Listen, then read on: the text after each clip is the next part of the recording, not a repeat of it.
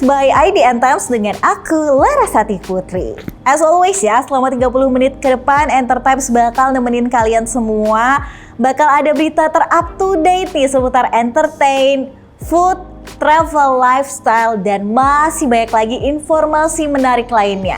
Dan tentunya informasi yang kita share di Enter Times ini diambil dari kanal IDN Times. So, seperti biasa, di berita pertama bakal kita buka sama informasi up to date yang belakangan ini jadi hot topic banget guys. Pernyataan resmi keluarga soal berita hilangnya Marshanda. Warganet sempat dihebohkan ya sama kabar aktris Marshanda menghilang nih. Kabar itu pertama kali disebar oleh sahabatnya lewat unggahan story Sheila Salsabila. Katanya sih dia bestinya Marshanda gitu guys. Tapi ternyata hal itu ditampik sama pihak keluarga yang nyebut kalau Marshanda baik-baik aja dan enggak menghilang. Kira-kira gimana ya faktanya? Yuk kita simak ringkasan beritanya di video yang satu ini. Check this out. Pada siang 27 Juni, Marshanda diberitakan menghilang di LA oleh sahabatnya Sheila Salsabila. Ia menyebut sudah 2 hari pemeran Lala di sinetron Bidadari itu menghilang tanpa kabar. Namun, pihak keluarga akhirnya buka suara pada keesokan harinya terkait kabar yang beredar. Melalui story, Alisa, adik dari Marshanda, menuliskan panjang lebar bahwa sang kakak telah dalam kondisi baik-baik saja dan tidaklah menghilang. Tak lupa Alisa menuliskan bahwa ia berucap syukur atas perhatian dan support yang diberikan semua pihak pada sang kakak. Masih dari unggahan story, Alisa dengan tegas menuliskan bahwa informasi apapun tentang Marshanda hanya bisa didapat melalui dirinya dan juga pihak keluarga. Alisa menambahkan bahwa saat ini keluarganya hanya butuh support dan juga privasi. Beralih ke berita kedua, soal Ruben Onsu nih yang kembali masuk ICU guys, dan kabarnya butuh bantuan oksigen. Kalau di Enter Times pekan lalu ngabarin sang istri Sarwenda, kali ini kabar dari sang suami Ruben Onsu yang beberapa waktu terakhir ini kesehatannya katanya menurun lagi gitu. Ruben sebelumnya sempat dilarikan ke rumah sakit buat menjalani perawatan. Well, semoga lekas sembuh ya Ruben, semangat recovery-nya. Yuk langsung aja kita intip berita lengkapnya. Check this out. Pembawa acara Brownies, Ruben Onsu kembali harus menjalani perawatan di rumah sakit. Ruben terlihat terbaring lemah dengan selang oksigen yang terpasang di hidungnya. Ini merupakan kali kedua kakak dari Jordi Onsu itu menjalani perawatan di rumah sakit. Sekitar 3 minggu yang lalu, Ruben masuk rumah sakit dan menjalani transfusi darah. Kondisi kesehatan Ruben yang menurun membuat orang-orang di sekitarnya menjadi sedih. Putra angkatnya, Petran Peto, langsung menuju ke rumah sakit begitu tahu kondisi sang ayah. Sebelumnya, Peto harus terlebih dahulu menghadiri acara Telkomsel Awards 2022. Peto mendedikasikan piala yang diraihnya di Telkomsel Awards 2022 untuk sang ayah yakni Ruben Onsu. Pengusaha ayam geprek Bensu itu memilih tertutup atas penyakit yang dideritanya. Ruben memilih bungkam ketika ada pihak yang bertanya soal kondisinya saat ini. Meski kondisi kesehatannya sedang menurun, Ruben Onsu tetap profesional terhadap pekerjaannya. Bahkan ia masih syuting acara yang dipandunya di televisi. Get well soon ya Ruben Onsu. Semangat dalam menjalani pengobatan.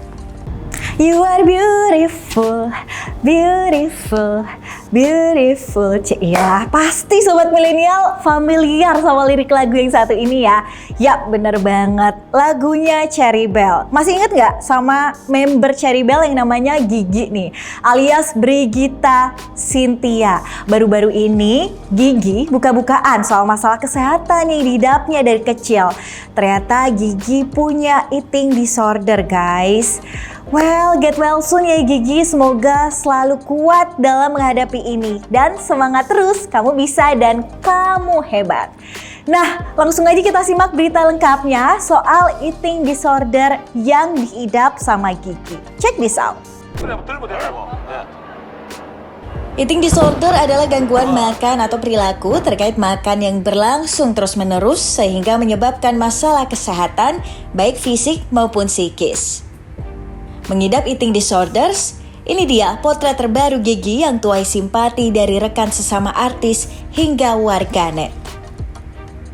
Belum lama ini, lewat postingan di Instagram, Gigi ex personel Cherry Bell mengungkap bahwa ia mengidap eating disorder dari kecil. Gigi bilang dia baru aja konsultasi ke psikiater soal masalah eating disorder yang dialaminya sedari kecil dan bahkan sampai sekarang masih suka kambuh kalau lagi banyak pikiran guys. Gigi menyebut bahwa ia mengidap anoreksia nervosa dan bulimia nervosa. Anoreksia nervosa adalah gangguan makan yang menyebabkan orang terobsesi dengan berat badan dan apa yang mereka makan. Sedangkan bulimia nervosa adalah gangguan makan serius yang ditandai dengan makan berlebihan, diikuti metode untuk menghindari penambahan berat badan. Gigi pun meminta bantuan ke psikiater terkait penyakit yang dideritanya dan mendapatkan terapi untuk mengontrol impuls juga berpikir positif. Setelah memutuskan untuk ke psikiater, Gigi merasa ada kemajuan dengan menjadi lebih sayang kepada diri sendiri.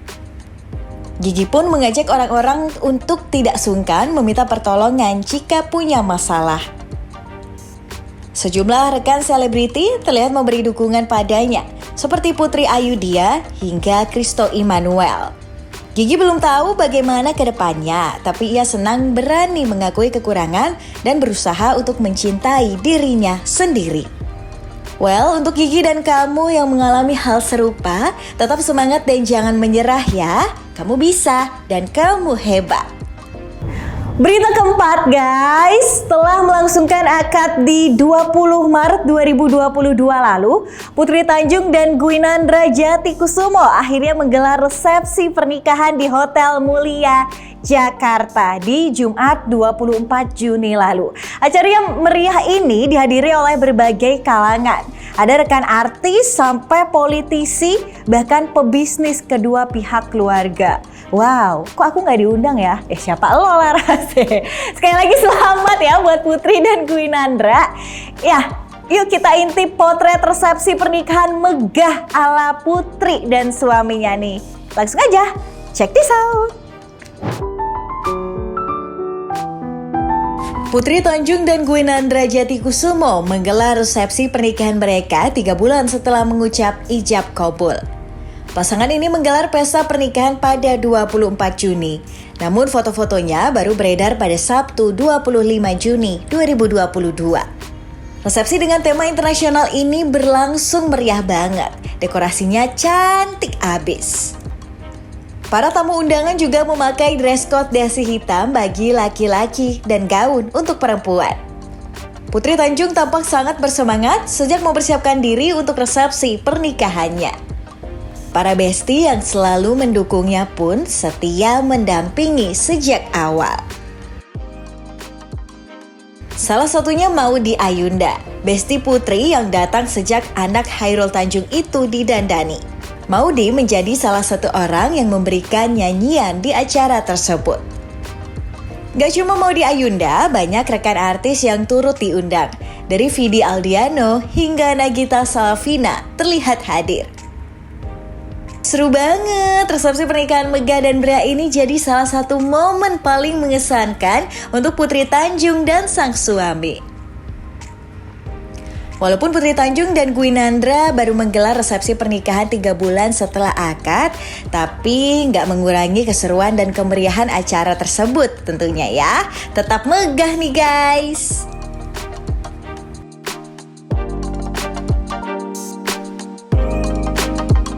Masih soal nikah-nikahan nih, kayaknya belakangan ini lagi musim banget gitu ya nikahan. Banyak banget pasangan yang berbahagia nih, gak cuma Putri Tanjung dan suami, ada lagi YouTuber Korea Ryomi Smith alias Jang Han-sol yang resmi menikah pada 25 Juni lalu. Jang Han-sol menikah di Daegu, Korea bersama sang kekasih hatinya, Jeanette. Prosesi pernikahan mereka diadain dengan intimate dan manis, guys. Langsung aja kita lihat yuk momen pernikahan mereka. Check this out. Sebelum berjalan menuju altar, Jeanette sempat berfoto nih bersama ayahnya yang haru karena sang putri akan menikah.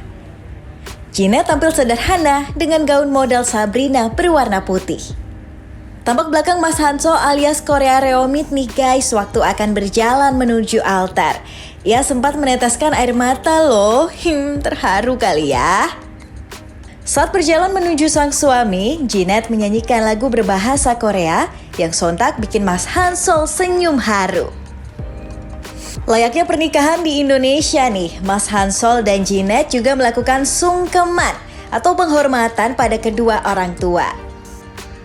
Dan ada juga tradisi Korea. Kedua orang tua Hanso dan Jeanette pun nampak menuangkan semacam minuman gitu untuk kedua mempelai. Senyum bahagia nggak lepas dari wajah Mas Hanso nih di hari pernikahannya dengan gadis pujaan. Nampak beberapa sahabat YouTuber Mas Hanso hadir di pernikahannya hari ini. Salah satunya ada Bandung Opa nih guys. Setelah acara prosesi pengesahan pernikahan, Mas Hanso dan Jeanette pun mengadakan after party dengan suasana hitam. Well, selamat ya untuk pernikahannya Mas Hanso dan Jeanette. Semoga bahagia selalu rumah tangganya.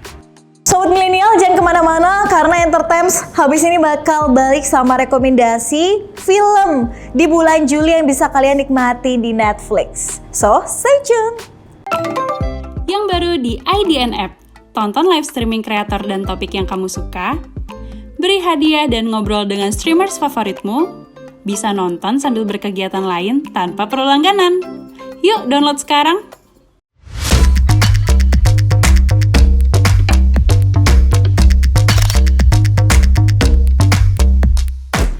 Balik lagi ke Entertimes segmen 2 yang gak jauh-jauh dari bahas film atau serial seru gitu ya.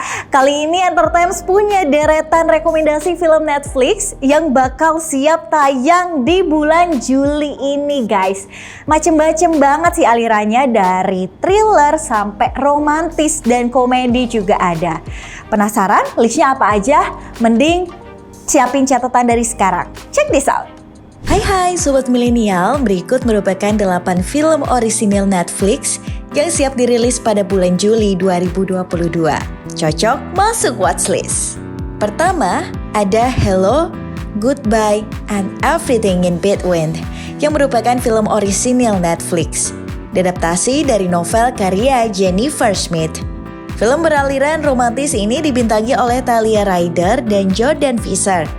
Film ini berkisah tentang Claira dan Aidan, sepasang kekasih di ambang putus saat mereka bersiap untuk masuk ke perguruan tinggi.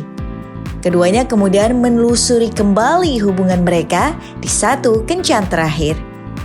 Film kedua ada Girl in the Picture, sebuah film dokumenter produksi Netflix. Dokumenter kriminal ini mengangkat kisah nyata dari kematian misterius seorang ibu muda dan penculikan putranya. Perempuan itu meninggalkan putra dan seorang pria yang mengaku sebagai suami.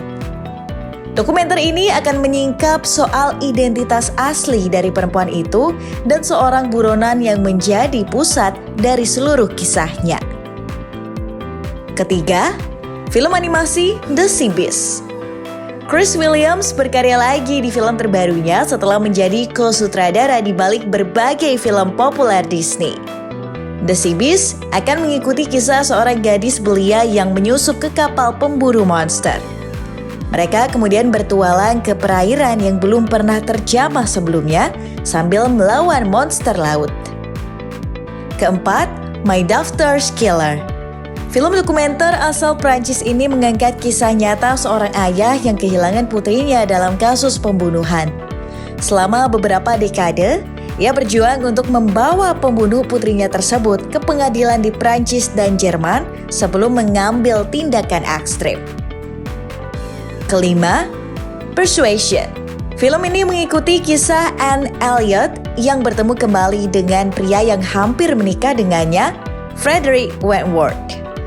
Ia terpaksa meninggalkan Frederick karena paksaan keluarga 8 tahun lalu. Setelah pertemuan ini, apakah Anne akan mengambil kesempatan kedua untuk cinta sejati?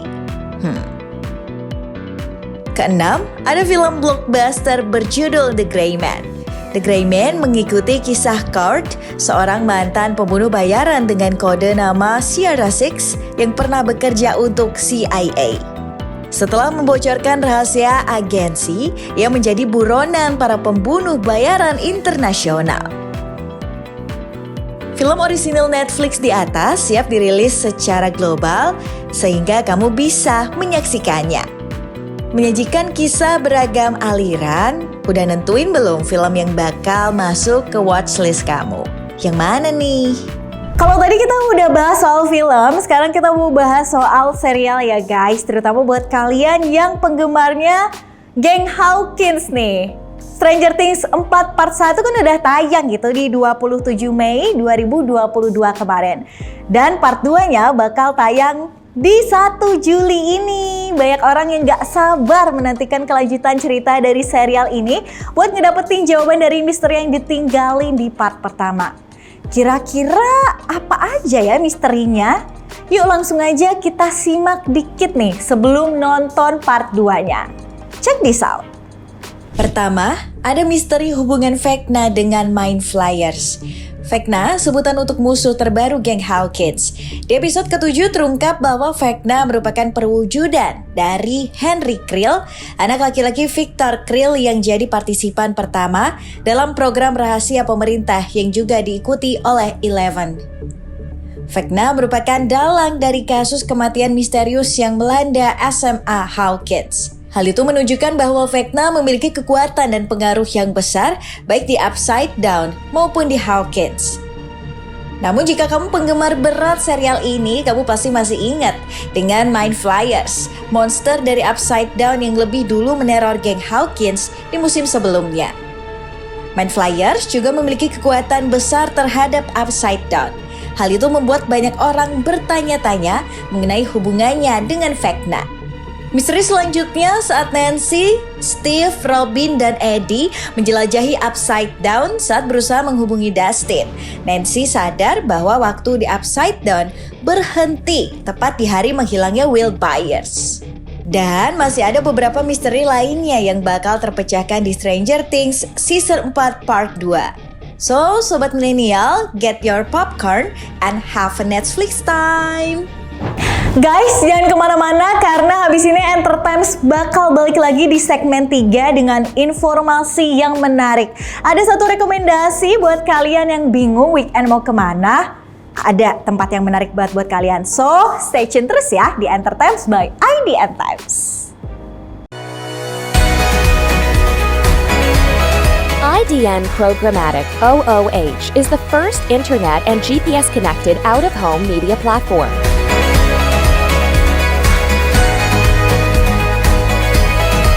Creating public-private partnership with the city we operate in, we utilize taxis and ride-sharing vehicles for distribution and scale. Our proprietary technology provides granular audience targeting from hyperlocal location, time, weather, to dynamic content.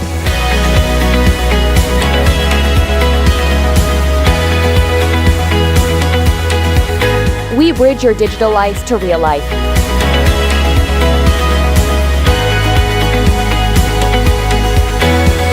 Our innovation revolves around engagement and impact with emphasis on action.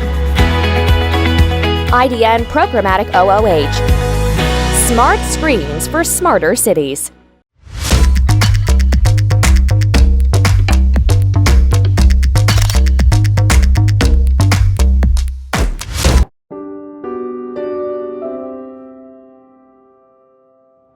Sorry gue telat, tapi besok gue pasti datang. Bener ya? Janji. Jatuh cinta bingung, mutusin cinta bingung. Kenapa? Deg-degan. Lo mau jadi pacar gue gak? Besok aja ya. Abis pertunjukan piano aku nanti. Emang jawaban lo apa? Kamu sumringah sekali hari ini. Kamu tatap matanya. Di situ kamu akan dapat jawaban.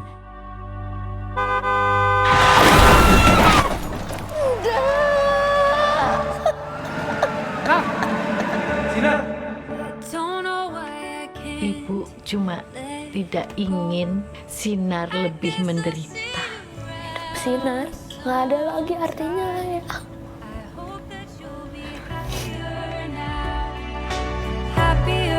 Lu gak boleh berhenti main piano. Karena ini satu-satunya yang bisa bikin lo bahagia. Mas Genta nggak berhak ngatur-atur aku kayak gini. Dia adalah lelaki yang dicintai Sinar. Saya nggak akan pernah setuju. Mas Genta, kok udah nggak pernah kesini lagi ya? Sinar semenjak tidak bisa melihat sudah menderita, Bu. Karena saya tidak ingin Sinar lebih menderita lagi. Sinar nggak tahu bisa kuat sampai kapan jalani kegelapan ini. Now you can be anyone. Balik lagi ke Entertimes by IDN Times. Di segmen 3 kali ini ada cetar alias cerita artis nih yang kalian tunggu-tunggu. Kali ini IDN Times punya kesempatan ngobrol langsung sama dua pemain Sinar untuk Genta.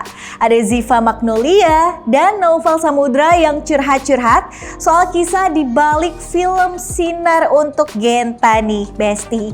Kata Ziva, waktu meranin tokoh Sinar yang merupakan gadis tunanetra sih gak gampang gitu ya, butuh persiapan dan juga latihan yang matang. Eits, udah dulu mending langsung aja kita tonton interview lengkapnya ya. Check this out. Hai. Hai, Naufal. Halo. Halo, aku Rafifa dari IDN Times. Salam kenal Kak, aku Naufal Samudra. Salam kenal juga. Lagi di mana nih, Naufal?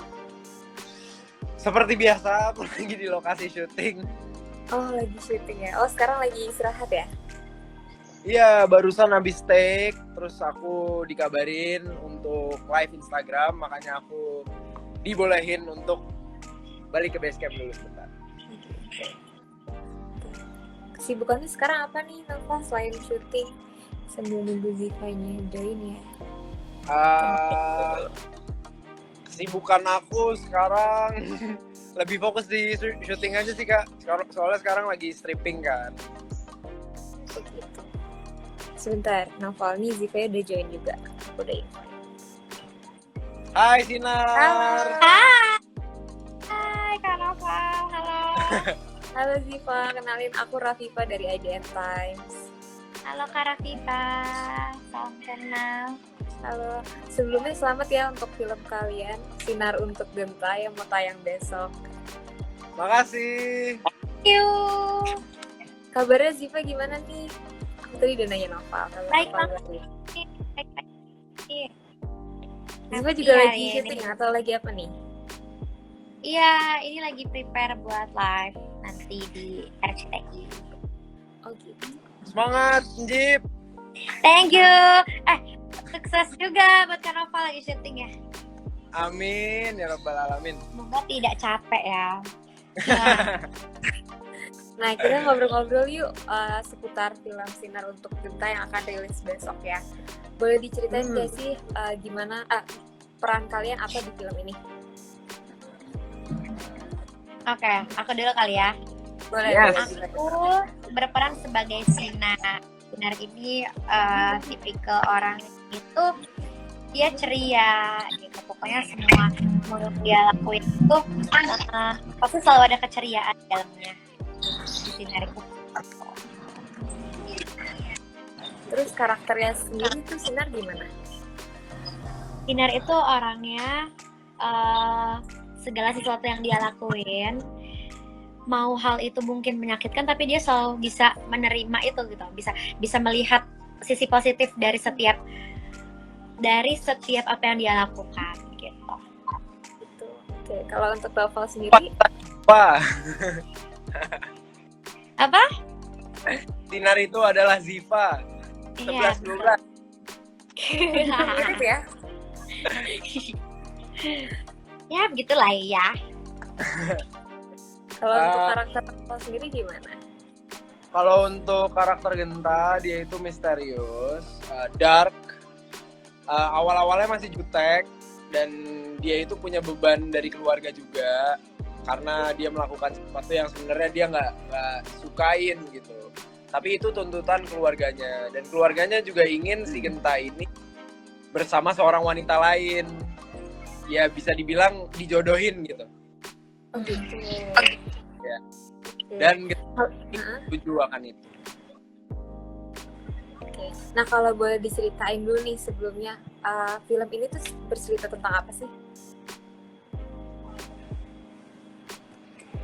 Oke, film Sinar untuk Genta ini menceritakan tentang apa ya? Tentang seorang perempuan yang dia sangat mencintai musik. Dia adalah seorang pianis. Dia itu memulai kehidupan barunya di perkuliahan gitu. Dan itu mulai apa ya? Selama dia baru masuk kuliah itu tuh dia juga sekalian mencari jati dirinya dia. Terus dia ketemu sama orang-orang baru yang bikin dia semangat. Tapi ternyata ada satu dan lain hal yang bikin dia harus kehilangan penglihatannya dia. Kayak gitu. Nah kalau untuk novel sendiri, film ini kan diangkat dari novel ya? Iya. Nah, novel, ada nggak sih perbedaan antara novelnya dan filmnya ini?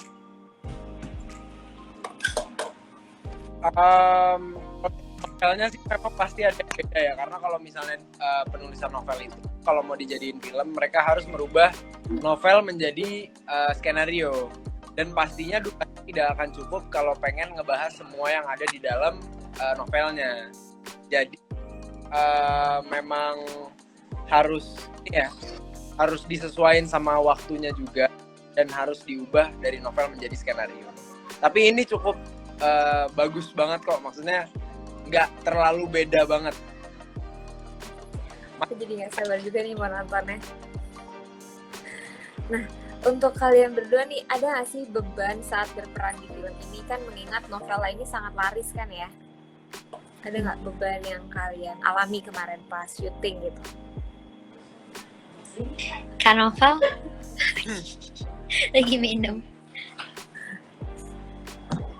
Kalau dari aku sendiri, pastinya ngerasa apa ya, sedikit fresh, karena pasti ekspektasi orang dan pasti tinggi banget.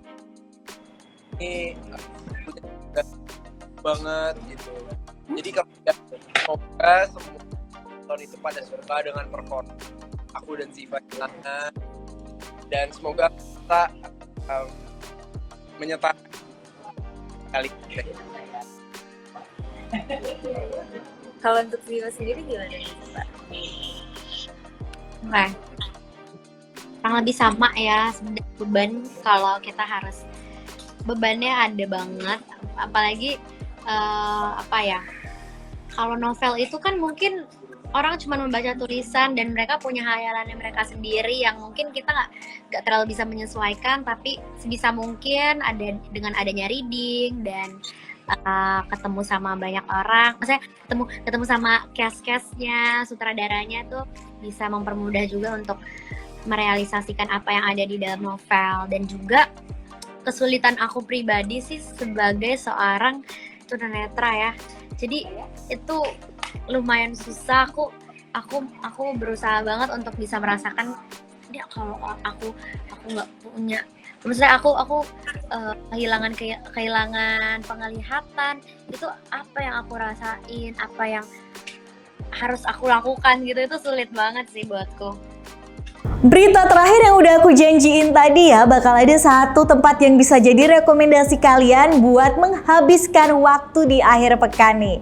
Buat sobi milenial yang pengen spend weekend ke tempat yang memanjakan mata juga pikiran, Entertimes kali ini punya rekomendasi yang ciamik banget nih guys.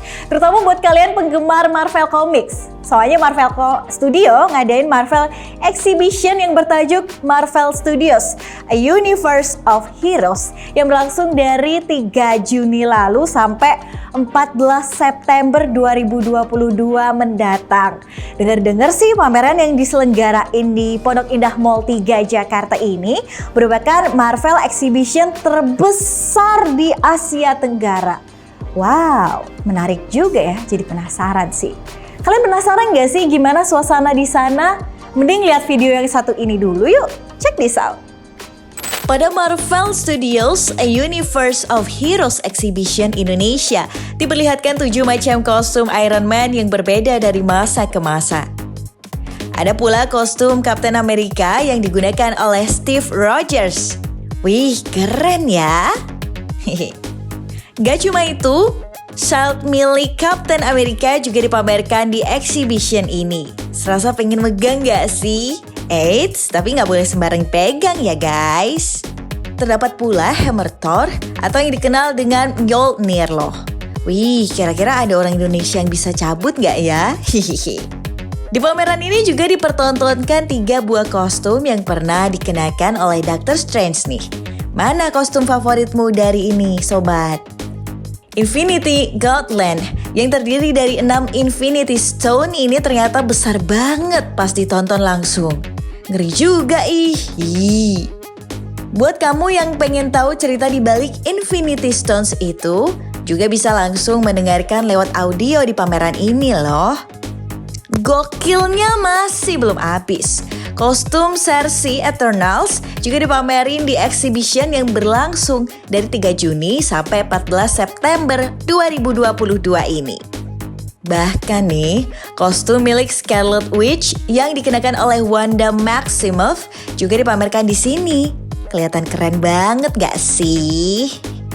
Tentunya masih banyak lagi artifacts yang dipamerkan di sini. Buat kamu yang penasaran atau ngaku fans berat Marvel, langsung aja yuk cus ke Pondok Indah Mall 3 Jakarta. Ya, nggak kerasa nih udah 30 menit kita barengan. Informasi tadi menjadi penutup Entertimes hari ini, Sobat Milenial. Jangan lupa saksikan Entertimes by IDN Times cuma di IDN App ya, setiap Jumat pukul 4 sore waktu Indonesia Barat. Jangan lupa nih, yang belum punya aplikasinya di-download dulu di App Store maupun Play Store kalian karena ini aplikasi gratis tis alias tanpa dipungut biaya.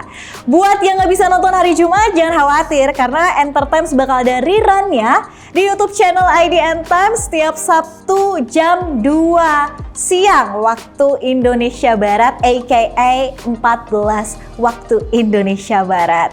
So, aku Larasati Putri sama teman-teman yang bertugas pamit undur diri dari hadapan kalian semua. Sampai ketemu di Entertimes edisi pekan depan. Makasih ya udah nonton. Stay tuned and stay healthy. Bye-bye.